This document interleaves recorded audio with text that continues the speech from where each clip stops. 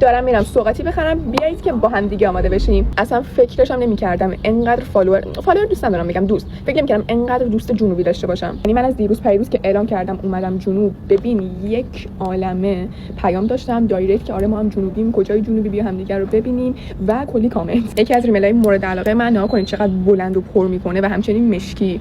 البته که یه سریاتونم دیدم با هم عکس گرفتیم و چقدر شماها خوشگلید، دوست بهتون.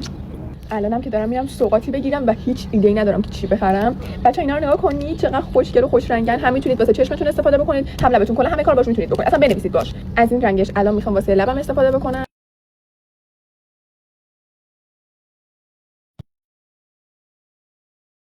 یه ذرم زیر چشمم کشیدم از این قرمزه. این مدادای خوش رنگ به علاوه این ریمیل که دارید می‌بینید چقدر خفنه رو میتونید از پیجی که داخل کپشن تگ کردم تهیه بکنید. منم برم خریدام بکنم، از اونجا هم یه سری فیلمای کوتاه واسهتون میذارم. دوست بهتون فعلا.